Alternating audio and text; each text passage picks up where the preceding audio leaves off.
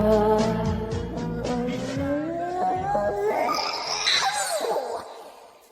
and family, and thank you for tuning into this tiny infinitesimal portion of the interwebs and allowing my raspy lesbian voice to spray its jizz all over the lobes of your brain. It's me, Duncan Trussell, and you're listening to the Duncan Trussell Family Hour, and you're alive.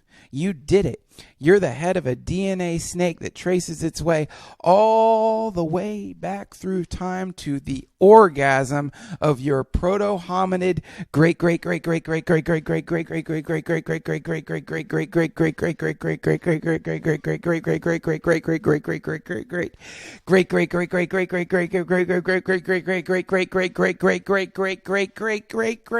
grandfather that produced some form of mutated semen that splattered against the eggs of your great proto-hominid grandmama and produced a mutated being with an expanded neocortex, larger neocortex than the other proto-hominids that allowed it to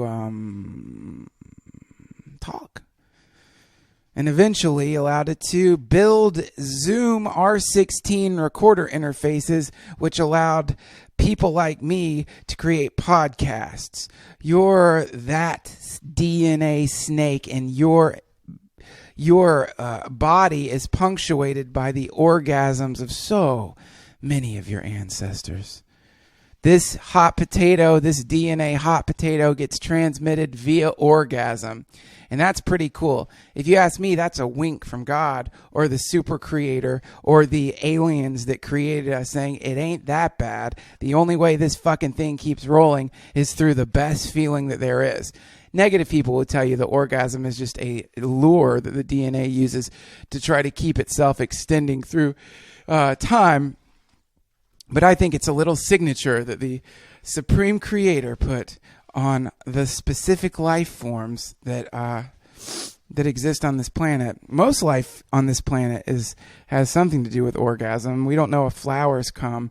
That's something we'll never know, but it sure seems like they do. When you look at these beautiful flowers that I have here in my house, and they're spread open with their stamens sticking out, just waiting for a bee to go crawling around on top of it. It's pretty fucking hot if you think about it. Bees crawling around in the genitals of a flower. That's how flowers reproduce. They let bees climb inside of them. And letting a bug make you come is not that crazy an idea, believe it or not, because the guy who was driving us around when we were in, let's see, where were we?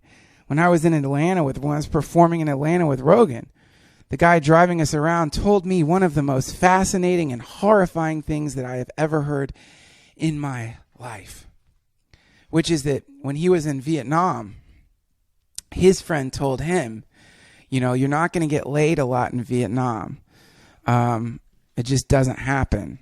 I guess they were stationed in a place where there weren't a lot of chicks. So here's what you do if you want to come. This is NSFW, guys, so get ready. So what you do is you, this is what the driver told me. What you do is you take your cock and you take a fly and you put your cock just sticking up out of a bathtub, like the top of the cock is sticking up out of a bathtub. Then you pull the fucking wings off the fly and you put the fly on the tip of your cock.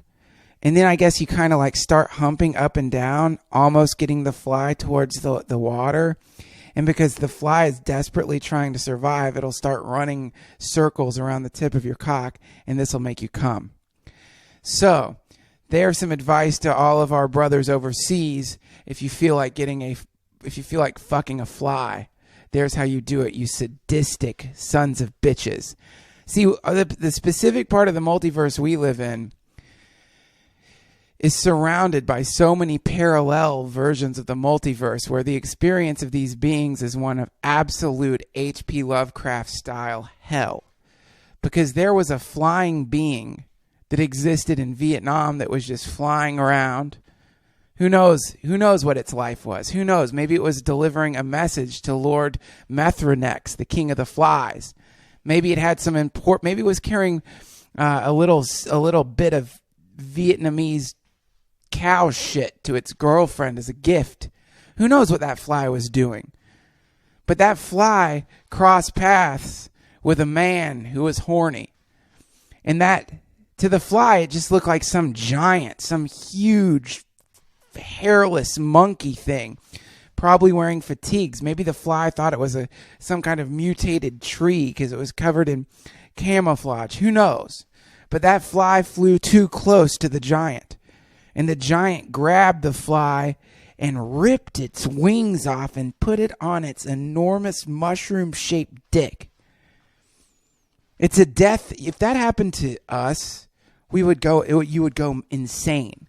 If you were a space traveler and your spaceship landed on a planet of giants and you get out of the spaceship and one of the giants plucks you up, pulls your arms off, and drops you on the tip of its enormous cock, and you desperately writhe around on its cock, trying to escape the water underneath, just trying to survive as the blood pumped out of the stumps of your arms. And the last thing you see as your mind slowly sinks into insanity and shock is a giant volcanic geyser of giant jizz spraying on top of your armless body. That's what it was like for that fly. That poor fly. Somebody should build a statue in memory of that fly, because that fly got raped by a soldier. Moment of silence for the raped fly.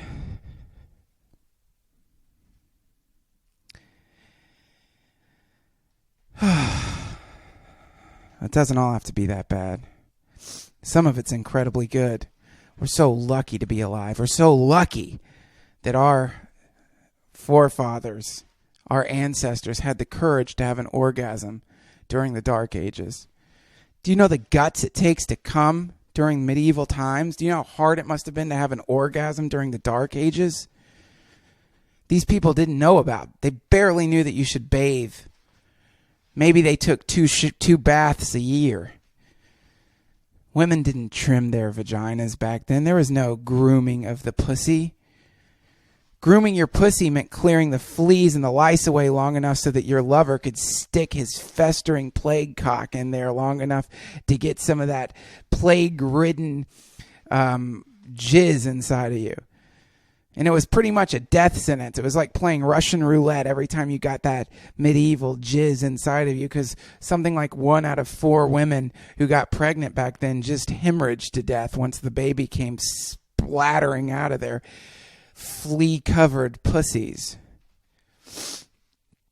There was no cesarean section, and if there was a doctor who was helping you, there was a really good chance that he had just been fisting a corpse, trying to see if he could find a heart inside the ass of a man.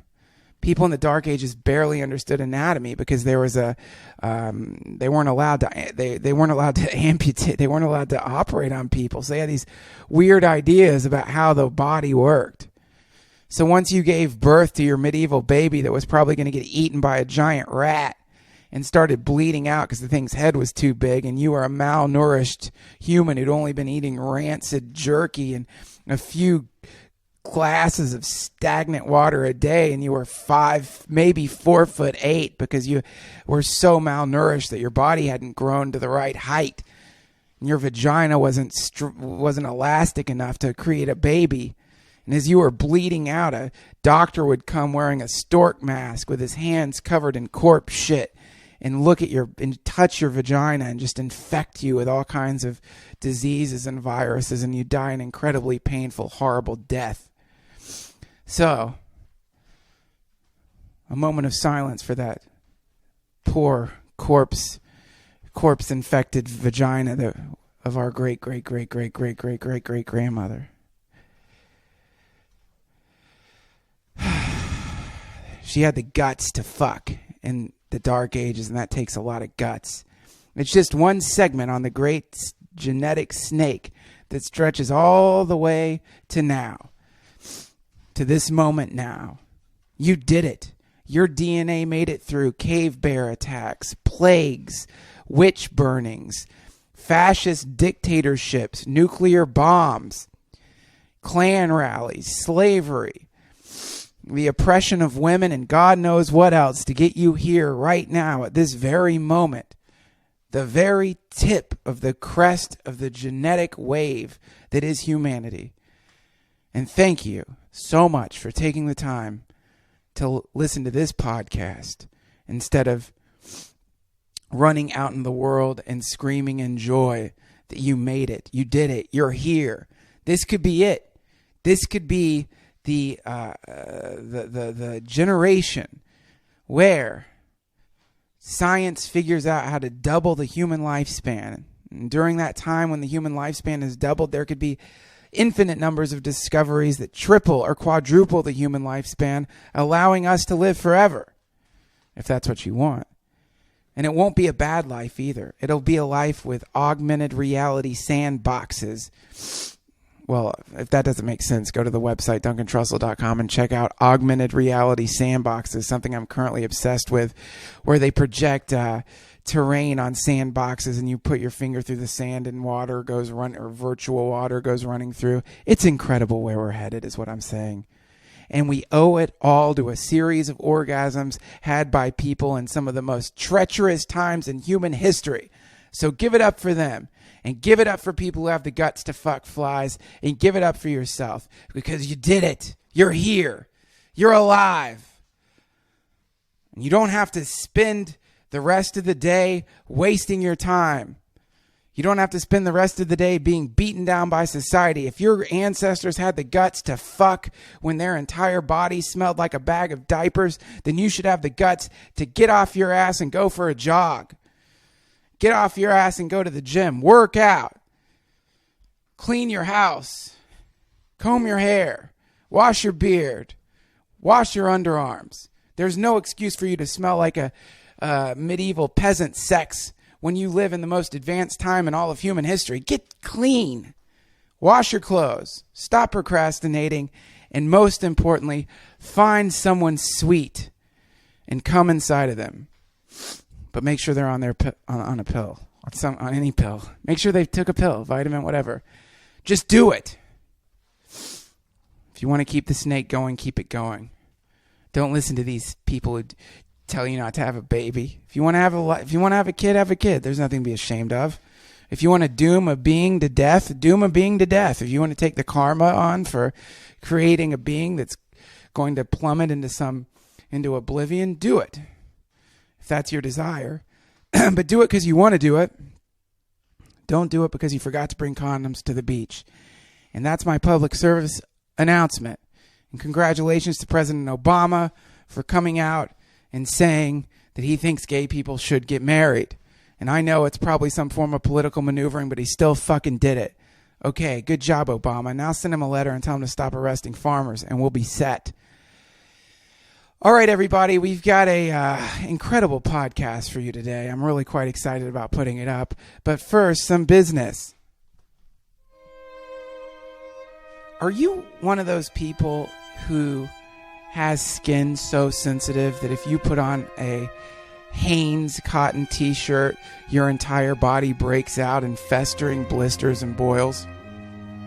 Are you one of those people that you are so sensitive that if your nipples touch regular cotton, you get the stigmata of Christ and feel the pains of Jesus being crucified in his last moments on the cross as he has the sense of complete existential emptiness and loneliness that all of us feel?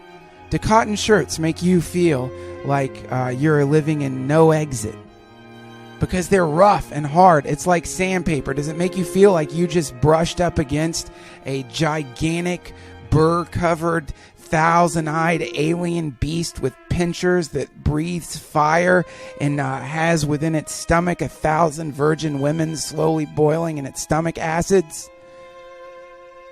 Then I've got the solution for you. Go to SureDesignT-shirts.com.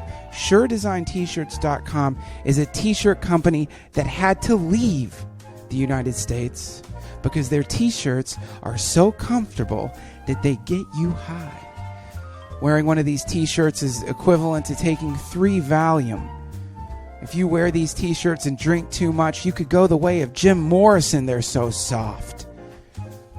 There was a time not that long ago in human history where my great-great-great-great-great-great-great-great-grandfather was banished from the village because of some indiscretions he had with some of the local teenage village girls, and this was during a hard winter, and he ended up deep in the forest with only wearing a crappy cotton t-shirt and some gym shorts, and he was freezing. And he would I think it was 58 degrees. It was cold enough to be uncomfortable, according to his diary.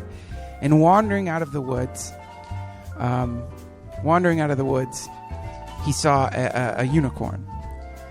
And the unicorn came to him, and the unicorn said to him, "My brother, human, son of God, child of the earth, how can I help you get back to the village?"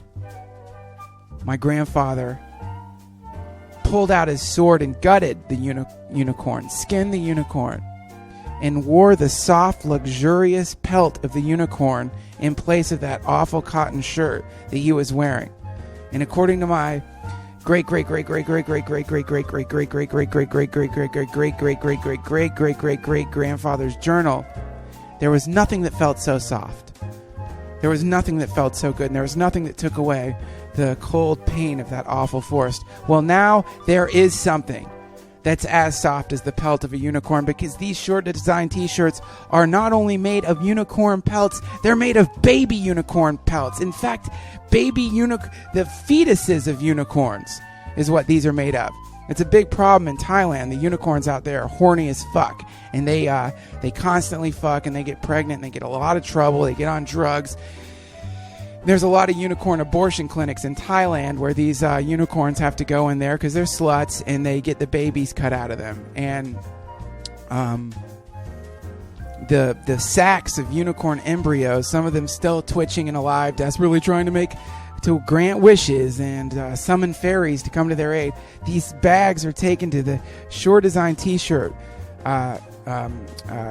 print shop, where the fetuses are transformed into the softest shirts that you will ever put on your skin.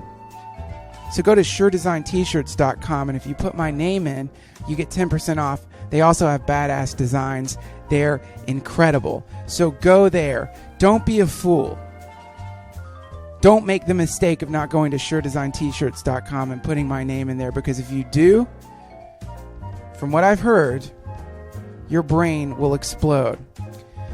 Now, I guess that's the end of the commercial. Now, before we get on with this, what may be the greatest podcast in the course of human history, I want to make a really exciting announcement. This is an amazing. This is the first time in my life that I've ever done this, and I owe a lot of it to my incredible web designer, Steve, who came up with an awesome idea of doing a T-shirt contest for the Duncan Trussell Family Hour forum, and letting some of the artists there submit their designs, and then letting the members of the community vote on the T-shirts to see which ones that they would like. And so we have opened up pre-sales for some super cool T-shirts. One of them is me levitating with weird psychedelic things floating around me. Pretty fucking awesome. The other one is a pyramid octopus thing that's just slain a vampire laying in front of it. Really fucking cool. The other one is the Duncan Trussell Family Hour logo on a t-shirt. It's pretty awesome, but they're there for you now, and it's only $20. And guess who's making these shirts? Sure Design T-shirts. So these shirts are soft. Not only are the designs badass, and not only can you express your allegiance to the Duncan Trussell family and show other people that you are tuned in to the frequency that this podcast represents, which is the frequency of harmonized chaos and the emergent paradigm that will eventually transform this entire planet into one cosmic orgasm, waking up the universe, and allowing the eye of God to shine through all things. You can be a part of that by wearing one of these shirts. If you feel like wearing one of these badass shirts, go to DuncanTrussell.com. Check them out. We also have some Little Hobo Chaos posters left for you to order. Go to the shop. Check it out. Go there.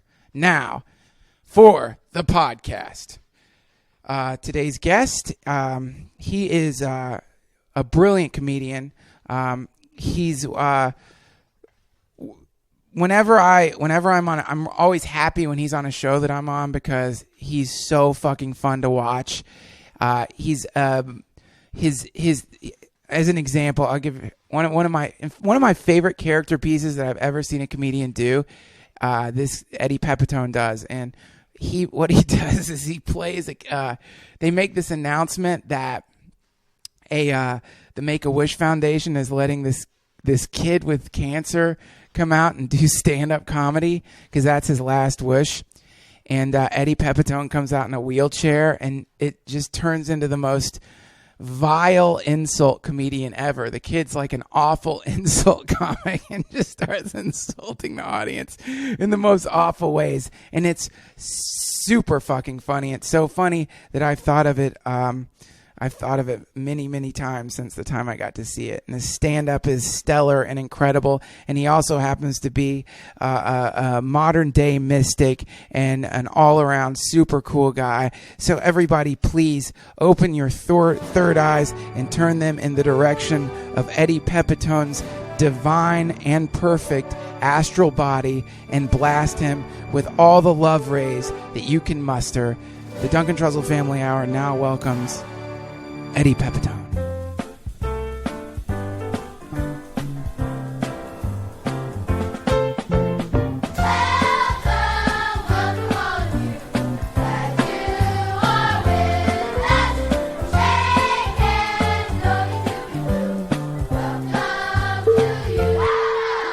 It's the Duncan Trussell Family Hour.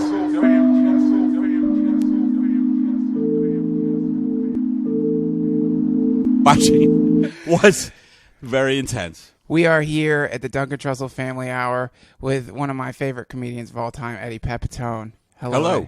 Hello, everybody. I just want to say my mother died alone, and I wasn't able to be with her because I was watching a game that was so good. I was like, well, I can help her transition to the other side, or I can watch the Giants drive for a game-winning touchdown. And I chose the game-winning touchdown, and it's the decisions we make. You know, I don't regret it. I don't regret it. You don't? Well, that's probably what she would have wanted. Son, I'm scared. Will you help me transition into the light? Mom, the Giants are on the 12-yard line. There's a minute 52 left. Yeah. I would love to come, but I can't. And she then said, okay, I'll die alone in fear. And I said, thank you. I also just ordered a pizza. You're brave. Yeah. You must have a great therapist. My therapist is very good, actually, these days. She's very quiet. At first, I thought I was going to intimidate the shit out of her. You know, I would come into the office and I looked daggers at her, all my rage. And she looked like, oh, my God, I can't handle this guy. I'm a Southern California woman who's very demure. I'm about 60. I enjoy, serenity. And this guy, this is a lot of rage. I mean, I know I'm a shrink, but do I really need to put up with this? Right. And she took you on. She took me on, and are you in therapy? Yes, I am. Okay, now here's the thing. I finally learned this. This is my third round of therapy, is that they are not going to heal. This is what I learned. They are not going to heal me. I am going to heal me. They're like a medium. They point the way. It's like any guru. Yeah. It's like any kind of spiritual growth. You have to do it. They can facilitate it, but that's all they can do. Yep, that's right. Yeah, they can't. No one can help you. I don't think so. That's what I've come to, and it isn't as dour as it sounds, because we really don't need help. We have everything we need. Exactly. It turns out. It turns out. Well, no, and also oftentimes the act of helping someone, you're hurting them. The act of trying to do the thing where you help it, 9 times out of 10, you're fucking enabling them. That's true. My dad loaned me money whenever I got in trouble for many years because, being an artist is so hard, and I'm a lazy fuck. We were talking about this off the air. I quit drugs and alcohol about 13 years ago, even though I did slip back to it for a couple of years. Basically, since I'm 40, I'm 53 now. Since I'm 40, I've been pretty clean and sober. That's incredible. More or less, I had a couple of years where I was like smoking pot again, and like, oh shit, look at this porn. Oh fuck, I'm so high. I'm gonna jerk off. I'm gonna fuck everybody. I'm gonna fuck. And of course, when you're high, you don't do anything like that. What happens with me when I get high, which is why I stay away from it, I get so self-loathing. Like I become a pleasure machine. Like this is me when I'm high. Like I'm like, oh, everything is so pleasure. Oh my god, I love this cheesecake, and I love this hockey game, and I love this movie, and I love this suede couch, and I love, but nothing gets developed internally, at least for me. Right. No, I think that's a very honest way to put it. And I think that if you get addictive with marijuana, that definitely can happen to you. Where it's the same with all drugs because there are productive people though who smoke. Certainly there's productive people, but you have to. Not me though. You have to. You can't let the drug, whatever the drug is, trick you into becoming the reward mechanism. It seems like your brain rewards you when you do really good things. When you work really hard, at the end of the day, that feeling is the most incredible feeling ever. So if your brain gets confused and starts thinking that the high is the reward instead of the thing to facilitate whatever work it is you're trying to do, then I guess that would be if I wasn't an addict or addictive personality, I could be able to use marijuana like that, like smoke, and then just kind of let it take me on a ride and realize that this isn't the goal, but I'm just kind of surfing. Right. I'm surfing, I'm surfing my consciousness. That's what I'm surfing. You're using it as an amplification device to try to get closer towards your goals. But some people don't do that, can't do that. They don't want to do that. And you have to be really honest about yourself if you're not doing that. Because you can trick yourself into thinking that you're... Oh, totally. I still... lying and honesty are actually... I think really hard things, especially in today's world, because we live in a world which is based on lies. And I mean, I mean governments and the media, the things that we hear, and the people who send them out to us are fucking liars. Yep. And there's no other way to put it. They are liars. We live in the United States right now. I can't speak for other countries, but our country is so corrupt, so morally fucking bankrupt.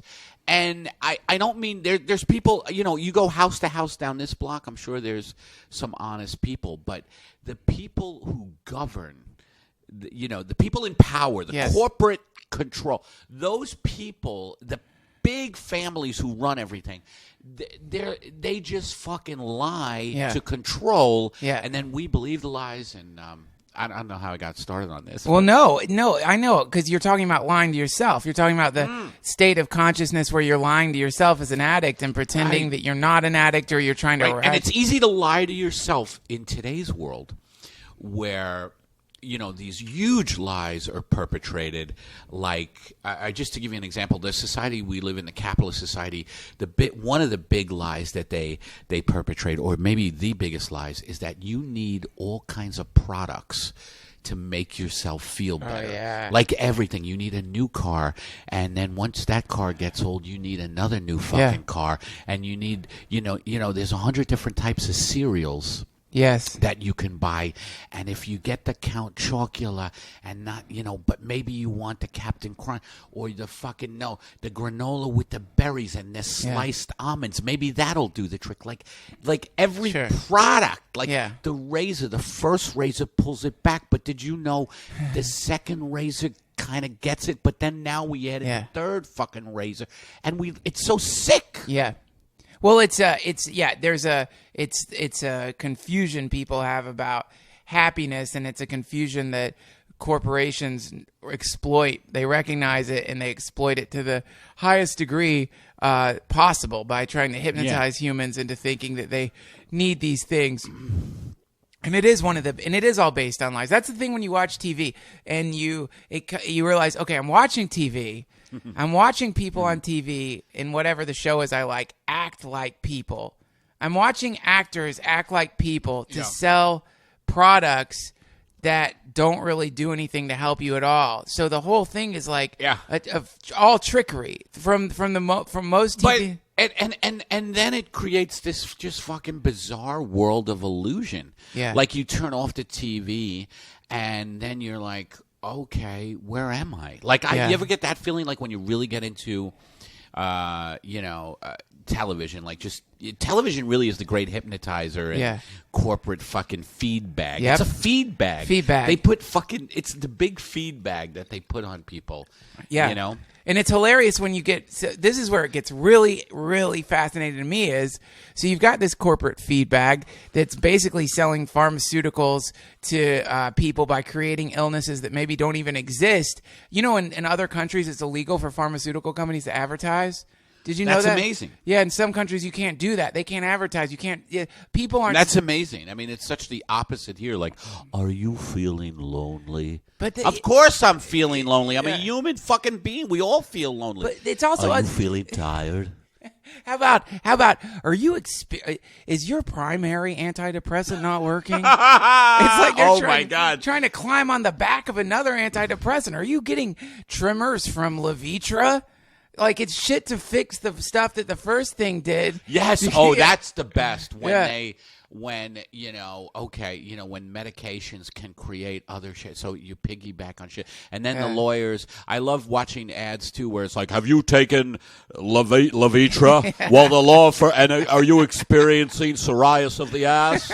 Well, the law firm of Moskowitz and Shapiro, that's right, Jews. Yeah. We will get your fucking money. We'll scumbag fuck these people for you. Do you have psoriasis? Does your nose fall off and you have to sew it back on because you're using Levitra? Or do you have abnormal lustful feelings for your grandmother? It's there. They just try to come up with something. They come up with the symptoms, and so it gets really curious when you have these horrible shows that you see on TV, and then we all know actors. And we all know comedians who are desperately scrabbling to get onto this fucking thing. And many of them will act as though they're auteurs. They'll you know what I mean? They'll act as though they have this very lofty kind of idea of their capacity as an artist, and then they're trying to get into the lowest possible denominator as far as art goes and expression of the self. Because when you're an actor. Mm-hmm. And you're getting on one of these fucking sitcoms, you're not even expressing yourself as someone else wrote that shit for you.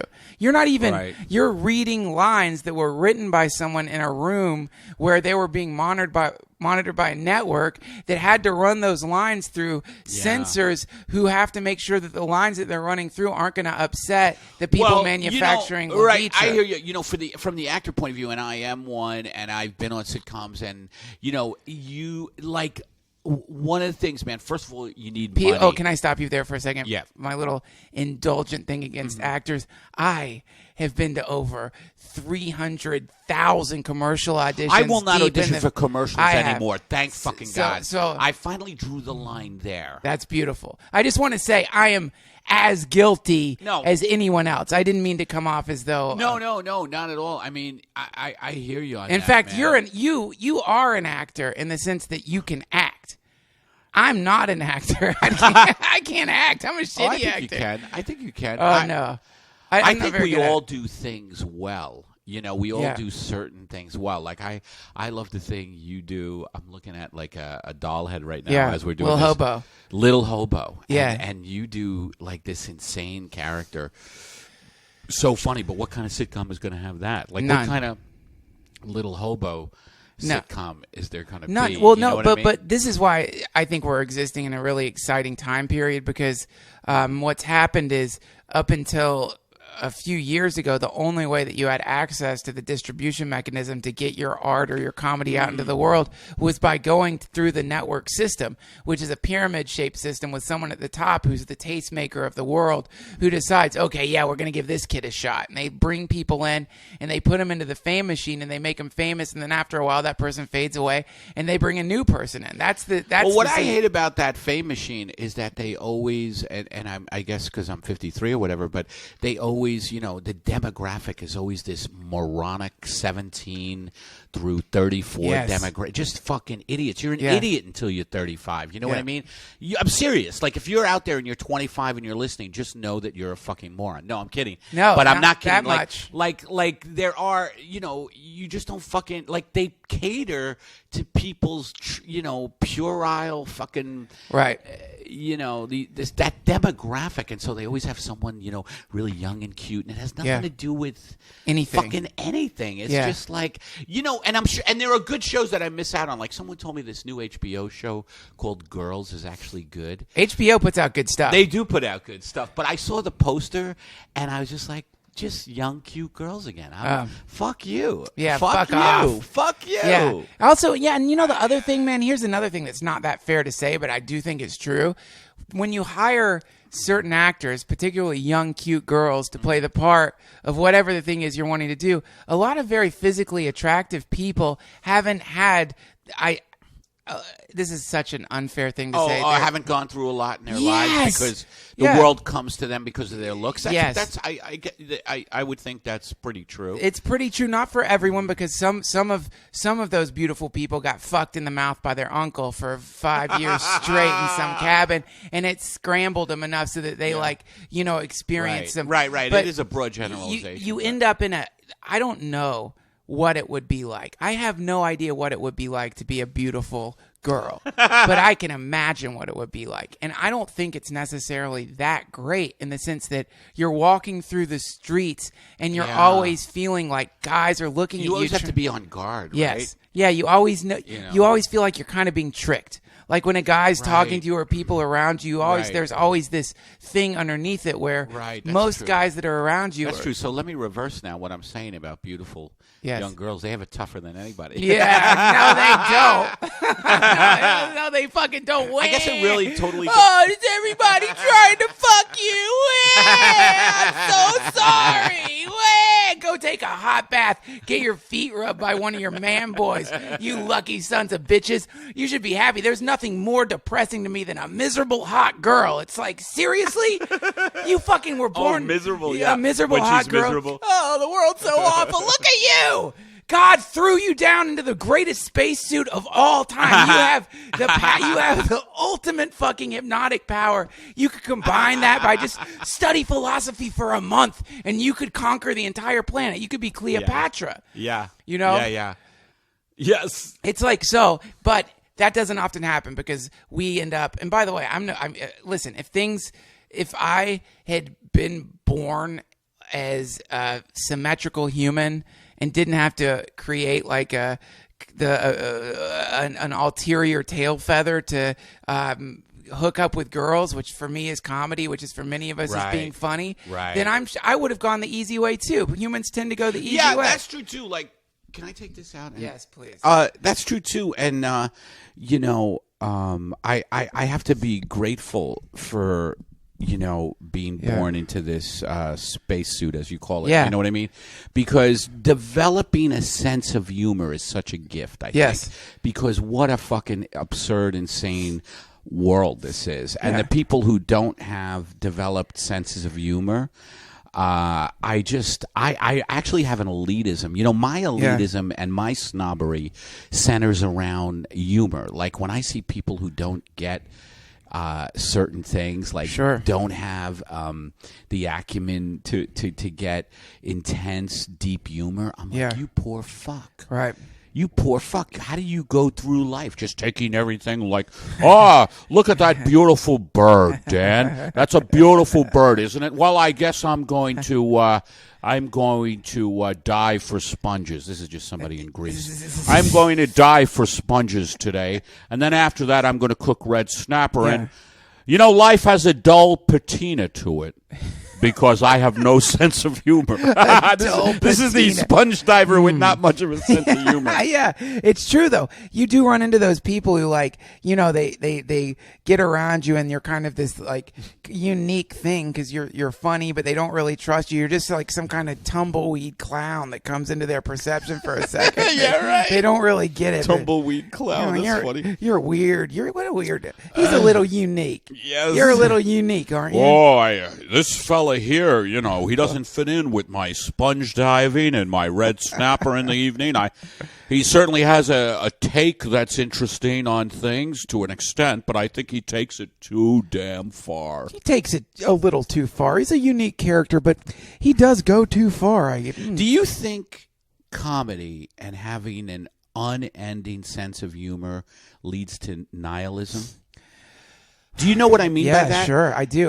When I've seen like extreme cases of it where people are going really deep into the deconstruction of the universe comedically, and I've done experiments around them, and what I've done is I've brought up because I know some people who are so fucking funny, but anything that comes into their periphery, they do to it what a lion does to a gazelle on the they just rip it to shreds, and they do it in a really funny way, but inevitably what ends up happening is they're just cutting up constructs with metaphysical scissors. I've done that. Yeah. I've done that, and that's fucked to do too, because at some point you have to care. Yes. I always contradict myself. By the way, I was kind of making fun of that character in my head, the sponge diver who takes things too seriously, but he lives in you.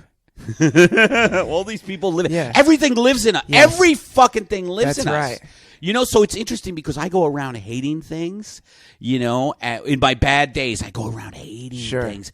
And that means I'm hating myself ultimately. Right. Because if I hate this fucking guy who doesn't have a sense of humor, I don't know, man. I've been reading this awesome Buddhist meditation stuff by someone named Chogyam Trungpa. Oh, yeah. Oh, man, he's great. Yeah. And which book? Is it a book? It's called Path of the Spiritual Warrior? Materialism is the one I'm reading. Oh, yeah, right I have that book.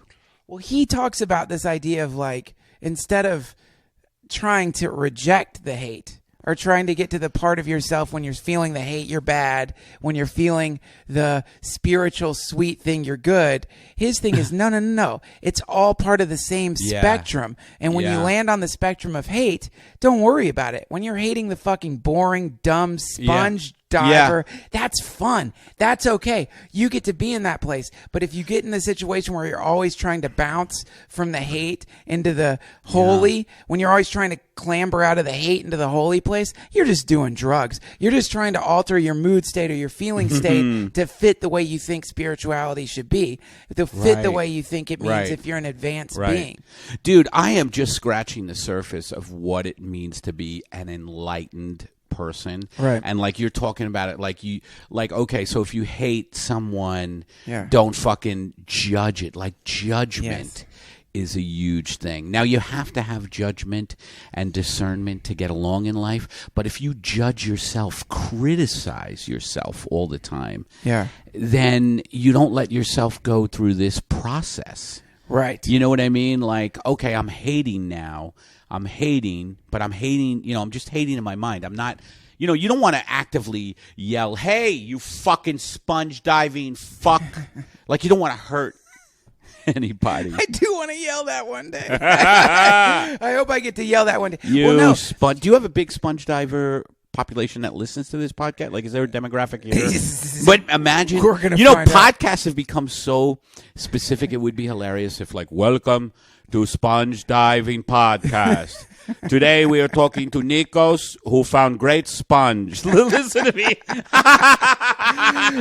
No, I've been thinking about like novelty podcasts like that. The dumbest idea I have was a podcast by monks who vowed silence. So it's just like you just hear them shuffling around, like they're like moving around on the couch. That would be a great fucking podcast. And the only people who listen to it are the other monks who vowed silence, and they just love hearing the shuffles. Like, and they know exactly what's being shuffled. Like, they're going, oh, he just, like in their head, they're going, oh, he just shuffled the paper. They're judging it. Oh, it sounded like a sheaf. Some of them are probably judging the silence. Some of them, the silence isn't silent enough. They're like, I bet that fucking happens. They would think they'll grow. They'll learn to be more silent. I bet that fucking happens. They'll learn not to shuffle. Like a good podcast would be no shuffles or just a couple of shuffles, and that's a good one. But I want to talk about my latest fucking spiritual fucking revelation is love for oneself. Yeah. If you don't have that, if you don't have like a compassion for yourself, you're fucked. That's right. And as soon as you have compassion for yourself, anything is possible, because you have compassion for yourself. You then can have compassion for others. But more importantly, you have compassion for yourself, and you just let yourself live. I have spent the great majority of 53 years going, what the fuck are you doing wrong, Eddie? What the fuck? And then I turn it on the world, like I turn that vibe, and it's funny, but it's sort of like that comedian you're talking about who fucking goes around with the scissors cutting up everything, and they do that because there's no inner acceptance, Right. And I'm recently getting to a place where it's like, okay, I don't, like a breath, like, okay, I don't have to hate everything. Yeah. The world is not, even though there's a lot of shit in the world, a lot of violent people, a lot of, evil in the world. Yeah. There's also a tremendous amount of love in the world, that kind of thing. And love in me, and I'm not a bad person, is like the key to fucking any kind of hope. Anything. And it's also the key to, I think it's the key to being cool to the people around you, because if you've got that hate for yourself, you're certainly going to have hate for everyone around you. But it's also what the corporate capitalistic world banks on. They bank on you hating yourself, because the only way they're going to sell this shit is if you feel like you lack things. Oh yeah, they try to and they want to induce that sense of lack, and that's why the magazines, the magazines are always covered with these symmetrical, beautiful Photoshop people. So you look at this, it's like looking at an alien species. You never run into these motherfuckers. Yes, that is true. Today I was in this place where I was just looking at everybody, and that was actually my thought. I said, look at these motherfuckers. Yeah. They are so fucking human and so fucking beautifully ugly. Yeah. They're so fucking beautifully ugly. I love that. I love that. That's what I love. To me, there is nothing more exciting and attractive when you're around a girl maybe who isn't like symmetrical, but all of a sudden you start talking to her and you realize that like she's got this radiant, beautiful, incredible personality. And suddenly, like, all the imperfections go from being what your initial ape judgment might have described as, like, not appealing to being beautiful. That everything glows up like glows like a Christmas light, because what's inside of them is so fucking radiant and beautiful. That's my favorite thing. Right. As opposed to the opposite of that, which is a very beautiful person, and you get around with dead spirit. Yeah, and there's just nothing. There's what about a beautiful person with a beautiful spirit? Get them the fuck away from me. Danger, Will Robinson. Yeah, that's danger. That's bad news, man. That's an Eddie that'll suck you into a relationship. There, I mean, anything, any Eddie can suck you into Eddie. This Eddie can. Man. But one thing you mentioned earlier that I wanted to talk about was the thing about you don't want to yell at the boring sponge diver, right? You don't want to. Well, you don't want to create harm, right? Well, you that's don't want to fucking, I don't know. See, this is the place where I keep sort of coming up against, because it's like you've got like the ultimate version of this, which is the Christian, the true Christian Jesus, which is like turn the other cheek.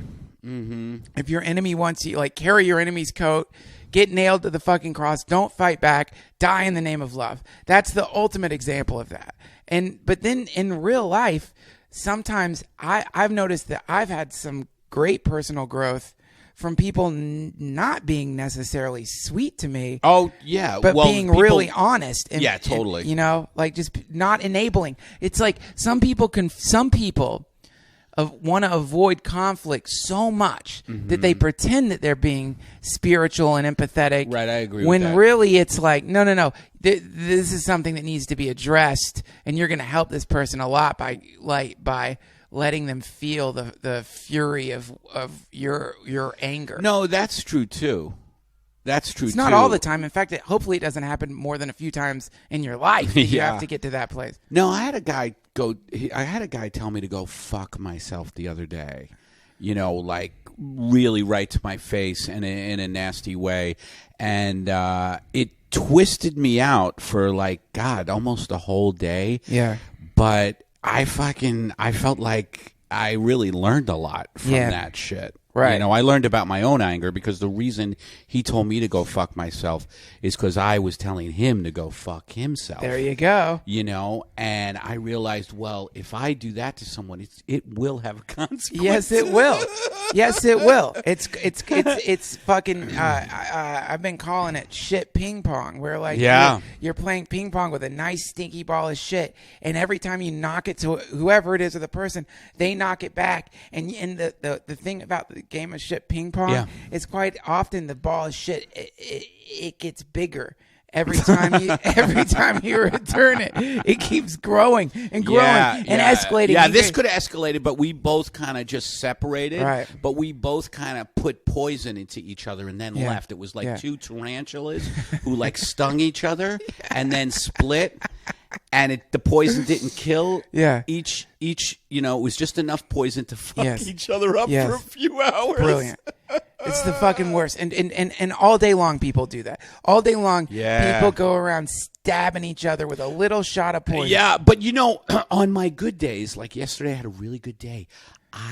When I was in the car, because out here in LA, when I get in the car, that's when my poison, that's one of my triggers. Sure. When people cut in front of me for no fucking reason, I'm like this. When someone just cuts in front of me, I'm like, and they don't put their signal on, and they do it in a dangerous way, and for no fucking reason, but they want to get it to another lane. I'm like, on a bad day, I'll go, you motherfucking cocksucker, and I'll tailgate him and follow him and fucking confront. But on a good day like yesterday, that person cuts in front of me, and this is a good day. I go, look at that silly god creature. Yeah. Look at that silly asshole. Yeah. Who, you know what?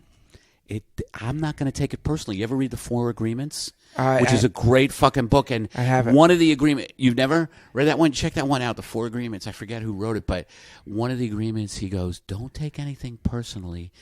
Everyone comes from their own dream. Wow. That's how he puts it. That's fucking cool. Like the person who's cutting in front of me.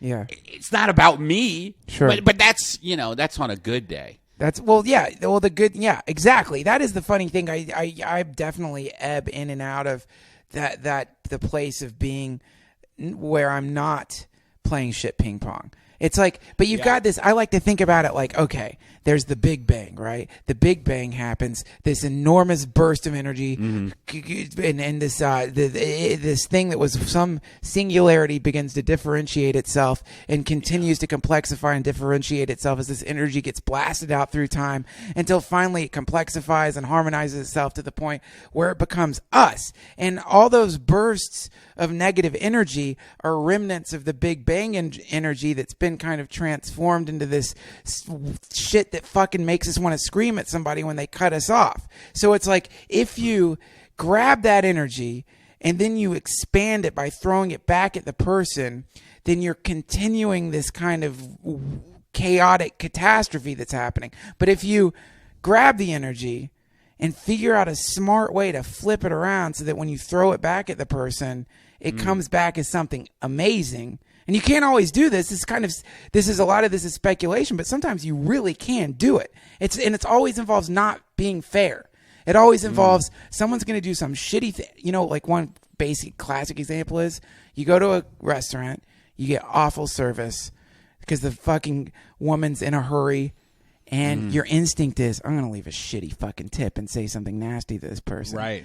But you fuck the system when you give them more than when you would have tipped someone who was a great waiter. That is hard for me to do. Yeah, man. It's shit like that. It's that kind of stuff. You start doing that throughout your life, and you begin short wiring this system of conflict. You start throwing in monkey wrenches into what is your monkey brain. You're throwing monkey wrenches into this.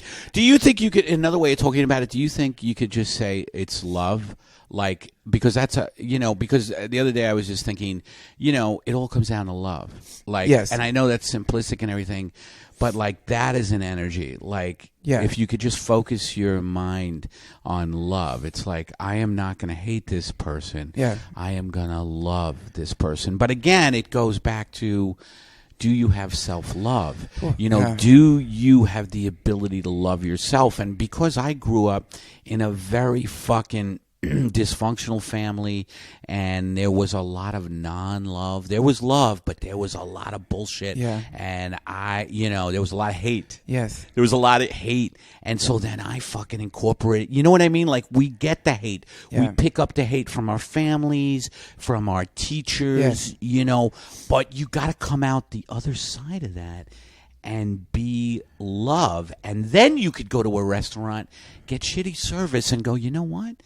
This really didn't affect my being in a fucking great way. I'm going to fucking leave this person a great fucking tip just to see the look on her face. Yeah. You know what I mean? That's it. Novelty. Or just to fuck the system. But if you're a person who resents everything because you've had a hard life, yes, and you don't have that big heart, your heart has to have love. Well, you're so it's like basically you can go back to the idea of Bhakti Yoga. So Bhakti Yoga is this idea of like, I'm going to become a servant.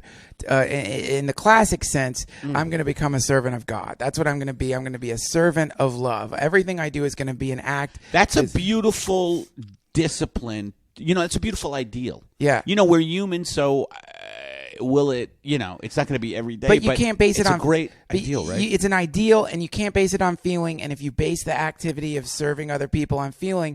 you're fucked. Because you're not going to feel good. I see. You base it on... You base it on an overlying, on a bigger idea than the way you feel from day to day. You just got... Right. We all have a big screaming baby inside of us that's howling it from time to time. And if you listen to the baby, you're going to continue to perpetuate conflict in the universe. I've learned that you have to make peace with that baby. That screaming baby that's inside all of us, you have to make peace with it. You have to go, hey, you have to talk to the baby, and you're like, hey, baby. I'm just listening to myself. Yeah. Hey, baby. Hey, baby. No, you have to go, baby, it's okay. This is what you have to say to the baby without joking around. You have to say, baby, it's okay. You're gonna be okay, dude. Yeah. You don't have to scream. It's over. The terror that you experienced, it's over. Yeah. We're okay right now. Yeah. We're okay. Don't fucking worry. Yeah. You know? Yeah, that's it, man. That's what it all comes down to. It's like, shh. You have to be your own parent. That's what I have learned, is that you have to be your own parent. You have to mother yourself. Yeah. That's like a good mother, though a good mother. Yeah. I didn't have a good mother. Right.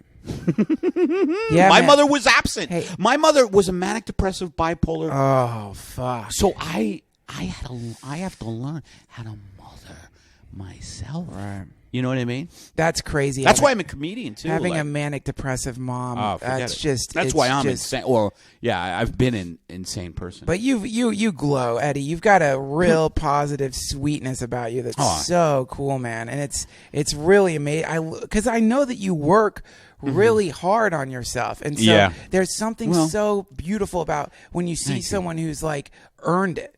You know what I mean? Like someone who fought the fucking fight and earned I feel it. like I have. I you know? did and it's too. only till recently, like 53, it took me a long time to finally go, holy shit, what fucking war are you fighting? Yes. You know what I mean? Yeah. But, you know, it's still, man, because of this stuff I was, like, I'm a big left winger, and I get so mad. You know, I'm really into the Occupy movements, and I get so mad at what corporations and the military, like corporate violence, I call it, you know, what it does.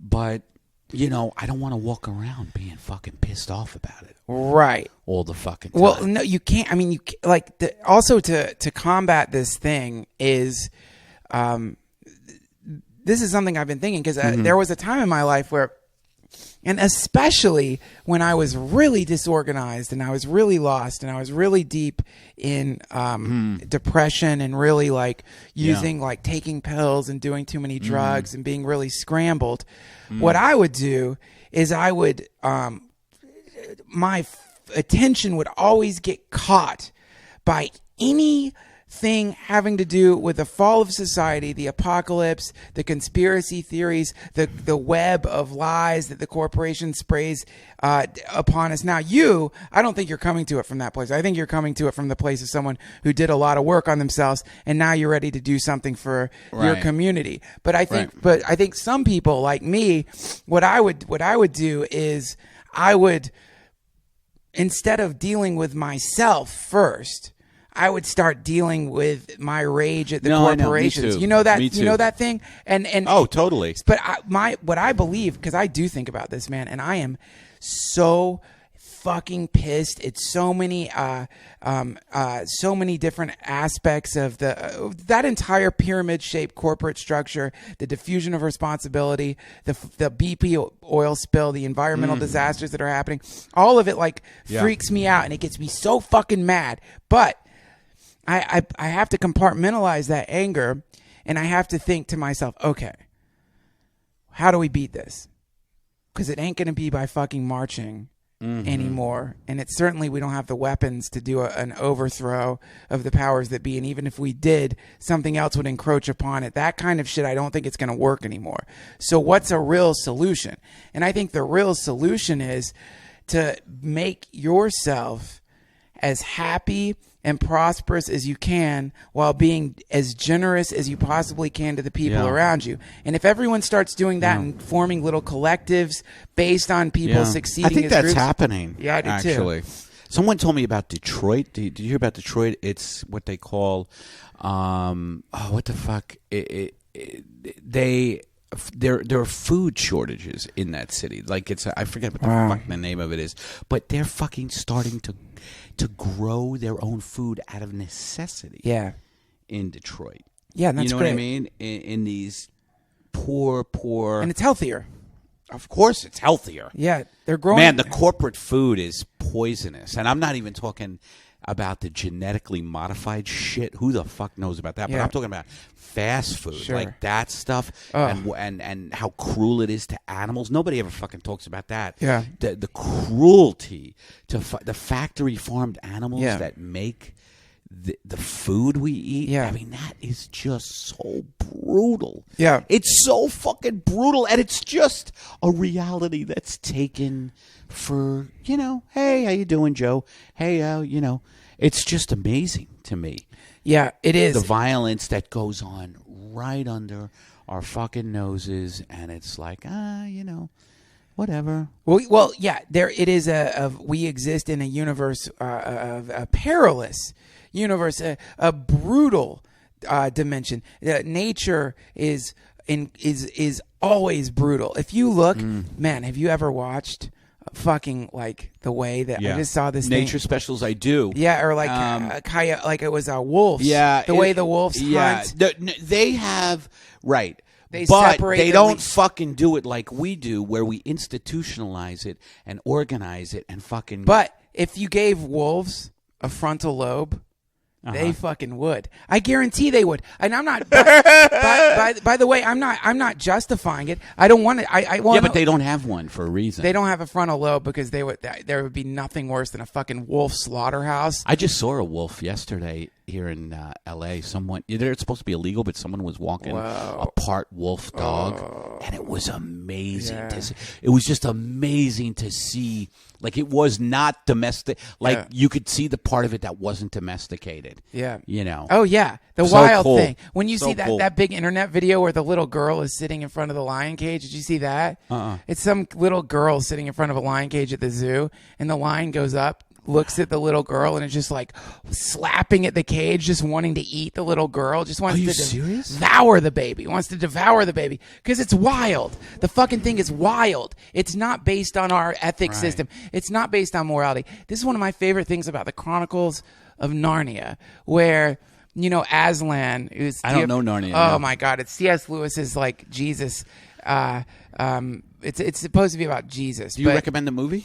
The books. Just read the books. Okay. But Aslan is is like supposed to be like the Christ energy, and it's a lion. And so at one point, Aslan's talking to this kid who's one of the characters in the book, and Aslan says, "I am not a tame lion." And what that means is this shit about like being like peaceful and sweet and phony holy and all that. That's not what it's about. This is about this thing that happens in the moment. This thing that happens in the moment that is outside of ethics and morality. Now, I'm not saying go eat a fucking cheeseburger for Jesus, or that it's good to like play into the factory farming system. I think that's stuff, brutal. It doesn't have to be cruel. It's rancid. That's why I wouldn't It's eat rancid animals. and awful, and it's poisonous, and it's killing people. It's killing it's completely destroying the environment. And it's also the way they raise cattle, the amount of fertilizer and the I think it's nitrous or CO2 that goes in the air is just fucking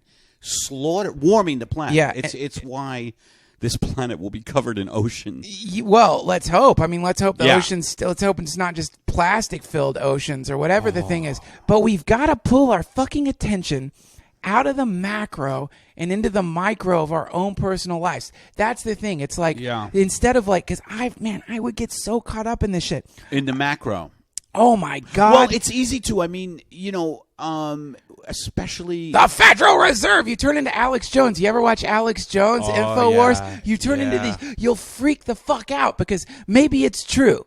Maybe it's true. Maybe our entire society is like a group of playground kids inside an enclosure that's being monitored by people with sniper rifles. And the moment anybody gets a little too far outside of the enclosure, philosophically, they get shot. Martin Luther King, that's too Gandhi, far from the truth. John Lennon. Maybe it's fucking true. Maybe it's true. I don't know. All I know is there's things in my direct control that I think are revolutionary actions that I can take. Right, and those, I think that's right. It's forming collectives with your friends, overcoming your fucking selfishness, and trying to make the people around you prosper in a way that's based on fairness and not hard to do in this capitalist marketplace that we live in this capitalist society that we live in, because it's based on your success is based on someone else's fucking failure. Well, how do you mean? How do I mean by that? I mean that let's just take an actor. I got the part. I got the fucking part on this sitcom because all these other fucking guys didn't get it. But look, I'm the one. But that's a system. See, when you talk about that, what you're doing, what I'm talking about. You're jumping into a system that's a hierarchical system. Well, I'm that's talking based about on, the system we live in. Oh, right, but you can. This is what's really fucking awesome. The reason that system is dying.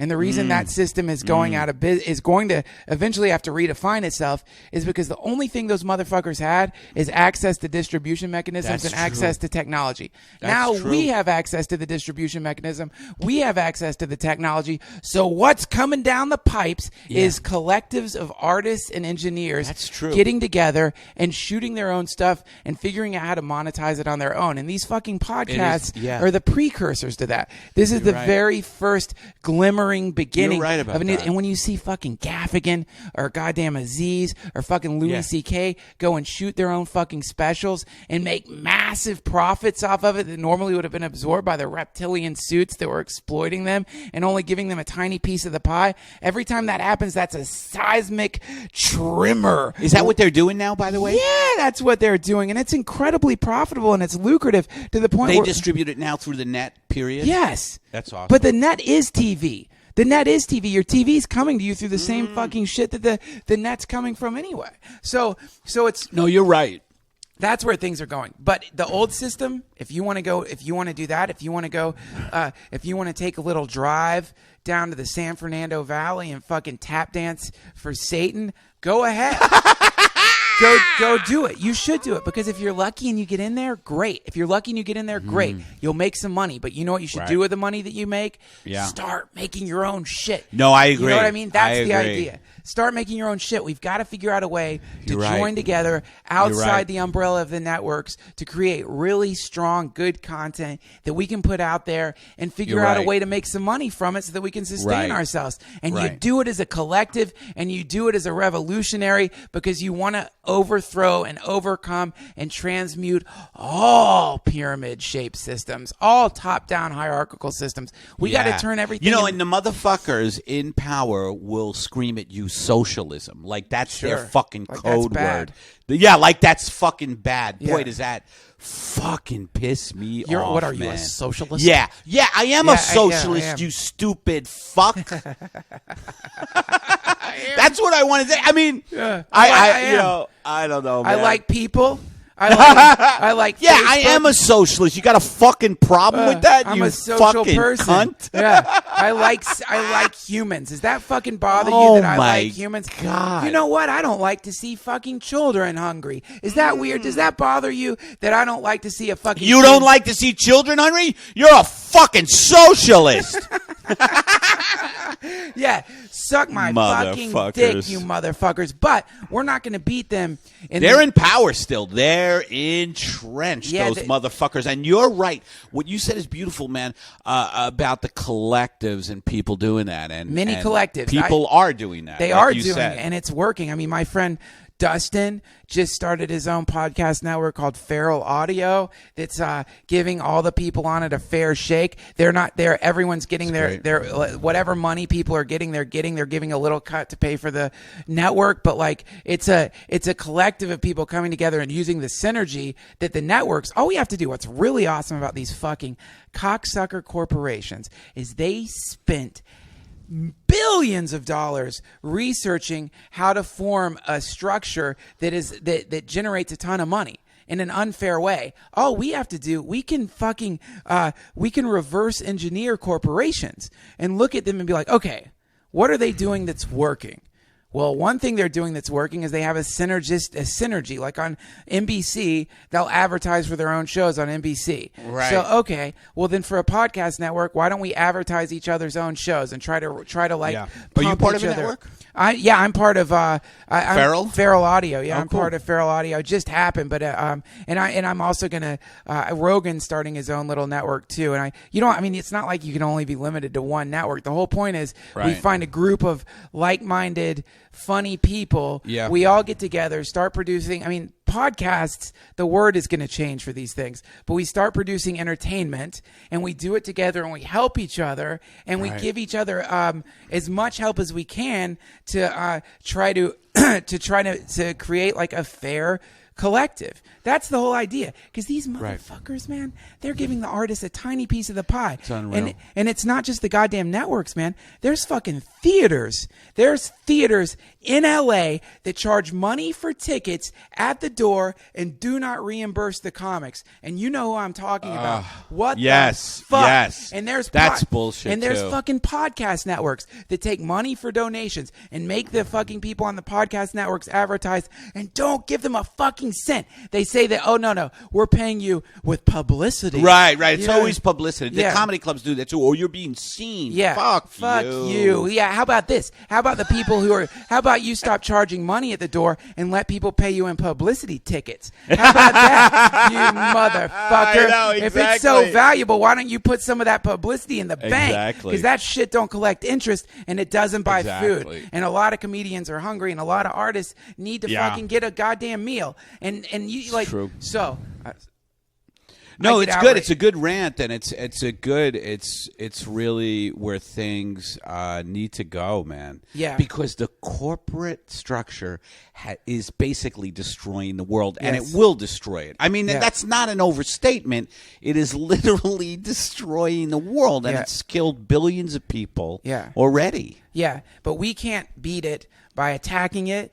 The walls are too large around that. The only way we can Right. beat it is by looking at it, imitating it, And just doing and what forming our own Yeah. collectives and becoming incredibly prosperous together.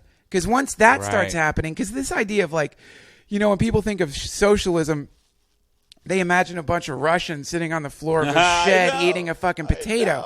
They don't. This is what they want us to believe. I They know. want us to That's believe what they use. that it means being poor. They want us to believe Right. that it means being hungry. It Yeah. doesn't mean and that. you can't say anything. Yeah, It's the man. opposite, Oh, and though. you're being repressed. It's the opposite. It's the total Yeah. opposite. It's Yeah. socialism is how we survived for thousands of years as tribes. We would work together to try to hunt and to try to grow food, and we would raise each other's children, and we would share stories with each other, Yeah. and we'd fucking rise up together.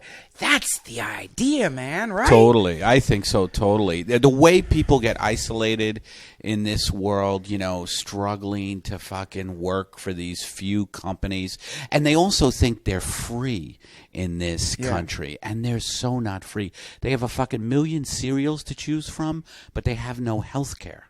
Right. You know what I mean? Yeah. Like they have they could have Frankenberry and Count Chocula and the granola Sure. and this and that and then, but they can't afford a fucking doctor's visit. right. That's the system they live in. right.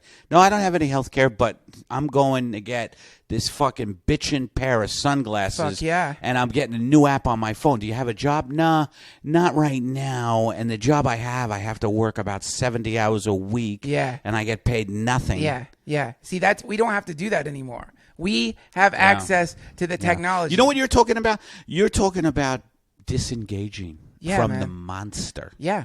I did one simple act. I closed my fucking bank account with Wells Fargo. Wow. That felt so fucking good. And I put it into the SAG-AFTRA credit union. I put it into my fucking credit. And for some reason I was like, oh, I don't know. Should I do that? It was so fucking easy. I went in there. I was like, yeah, I'm closing my account. Oh, is there anything wrong? No, nothing at all. Yeah. I just want to be out of here. That's badass. Oh, really? Can we help? Can we offer you anything? No. No, you can't. No, you can't. And you know what? I really don't want to talk about it. I just want to close it out if we could. What did they do? Did they write you a check? How did that work? They wrote you a check for what was in there? They gave you cash? Yes. Yeah, Yes. man. I so that act is a revolutionary act. Yeah, you it's acts disengage like from that. the machine. And if more- disengage, and you're talking about disengaging from the fucking networks I'm or talking whatever. about, as an artist. You can I'm not even saying. Listen, TV money. Yeah. that's great money. Right, It's right. good, and it's also a lot of publicity. A lot of people love acting on TV. Right, And a lot of I'm right. not saying even turn your backs on them. I'm just saying simultaneously, while trying to pursue this antiquated, brutal, dehumanizing shit system, Yes, simultaneously see if you can start.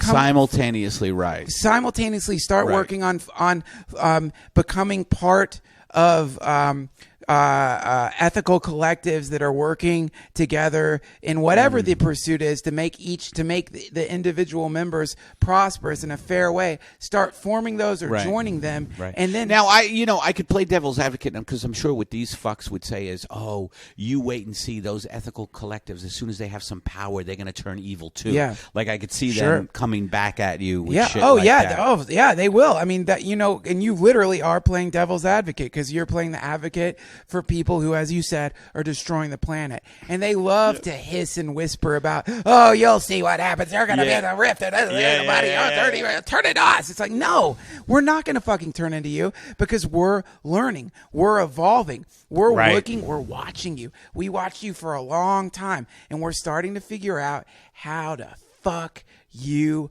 over, how to pull the carpet out from under your fucking hooves and watch you go falling back into hell. We can do it.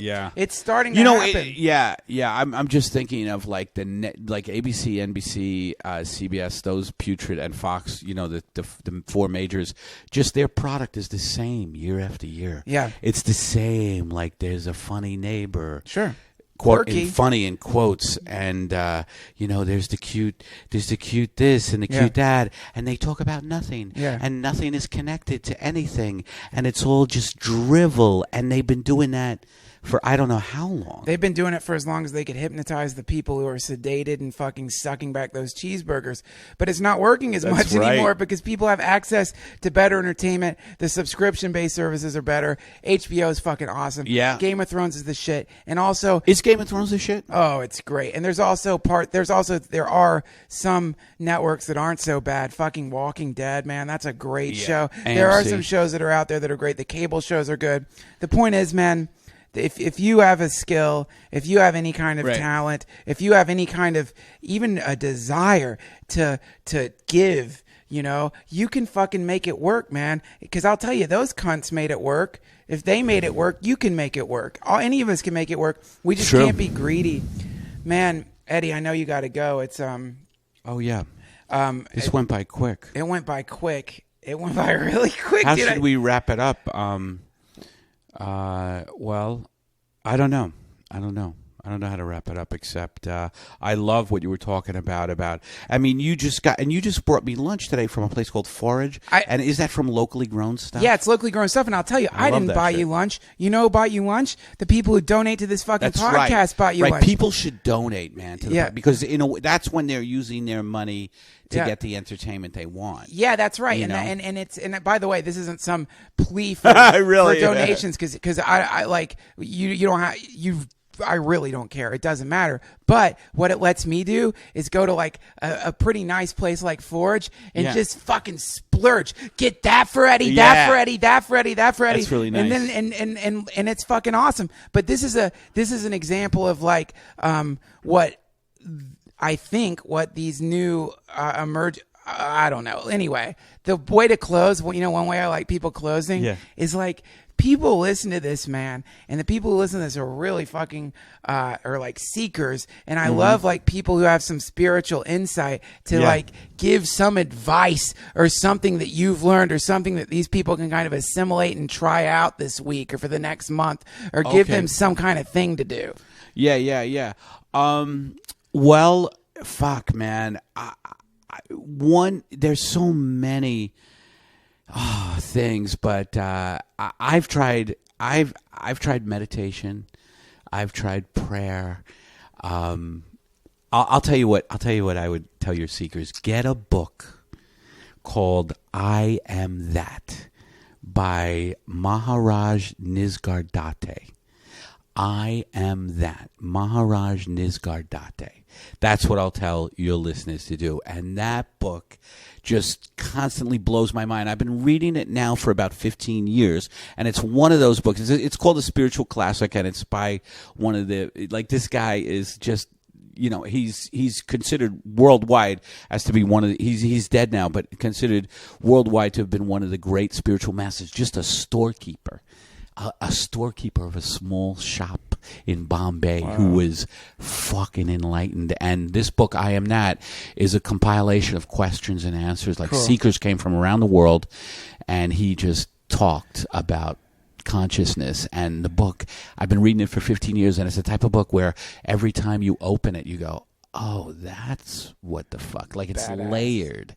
It's like, I'm going to order it right after this. That sounds so fucking cool. As shopkeeper, I'm hooked. And I don't know why that appeals to me so much. Eddie, where can we find you online? Go to eddiepepitone.com, and that kind of has all my stuff. right there. And there's the other thing I want to plug is there's a documentary coming out about me.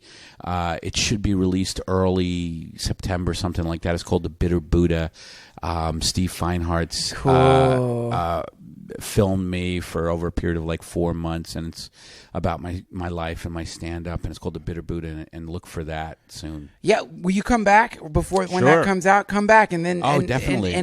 Okay, cool. And on Twitter, you're Eddie Pepitone on Twitter. At Eddie Pepitone. Follow my different podcasts, the Long Shot podcast with Sean Conroy and Amber Kenny and Jamie Flom, and then I do the Dana Gould Hour, another great podcast. Cool. David Feldman podcast. Those are my podcasts. Beautiful. We're gonna have all these links up in the comments section of the website.